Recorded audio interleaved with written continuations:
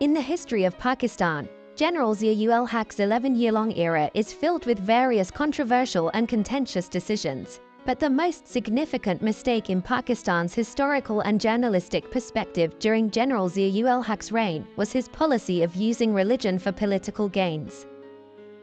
General ZIA-ul-Haq, throughout his entire tenure, employed Islamization as a slogan to legitimize his political legitimacy and took several actions from July 5, 1977, when he overthrew Zulfikar Ali Bhutto's government, until August 17, 1988, which have had lasting consequences on our nation, system, and democracy.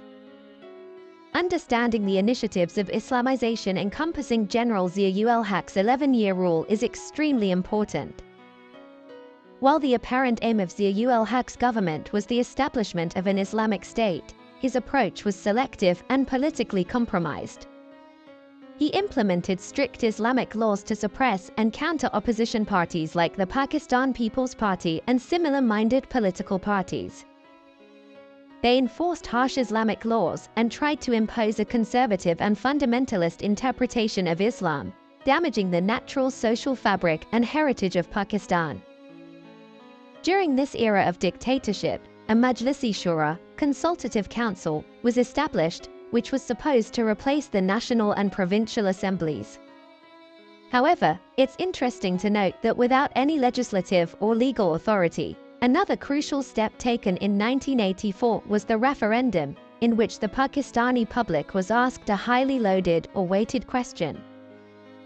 On the 19th of this month, a referendum will be held in the country in which only this question will be asked: do you endorse President Pakistan General Muhammad ZIA-ul-Haq's action, which he has initiated to bring Pakistan's laws in conformity with the injunctions of Islam, and for the preservation of Pakistan's ideology and Islam?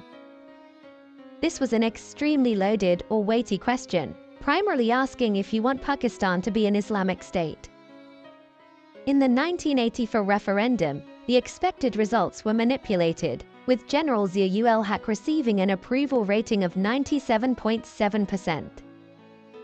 However, at that time, the participation of the public in this referendum was negligible according to the opinions of almost all political analysts or political observers, and the results were manipulated to a large extent. Additionally, the Islami Jamhuriyat (IJI), an opposition alliance led by the military establishment, boycotted this military-backed referendum. So, the referendum results were hardly a true reflection of public opinion. In addition to this, General ZIA-ul-Haq's regime introduced an ordinance in 1979, which ostensibly aimed to implement Islamic Sharia law in Pakistan. This ordinance was particularly focused on issues such as theft, adultery, and alcohol consumption, and it contained numerous injustices and violations of human rights using the terms of the 1979's ordinances. This law disproportionately affected women, with strict requirements for evidence or proof, such as the need for 4 male witnesses in cases of rape. It perpetuated a culture of impunity for criminals in our society.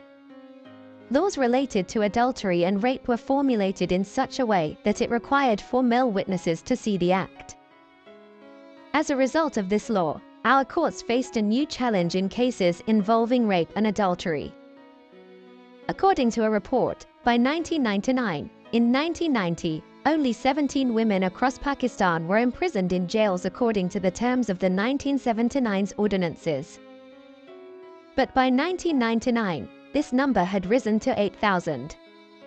It's astonishing to know that a majority of these incarcerated women belonged to the lower socioeconomic classes, such as working class or labor class women and women who migrated from rural areas to cities.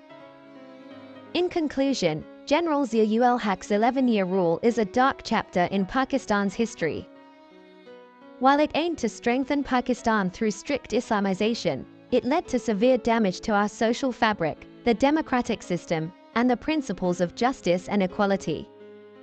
In conclusion, General ZIA-ul-Haq's 11-year rule is a dark chapter in Pakistan's history. While it aimed to strengthen Pakistan through strict Islamization, it led to severe damage to our social fabric, the democratic system, and the principles of justice and equality. It is hoped that our society, governed by the current regime and system, will learn valuable lessons from history.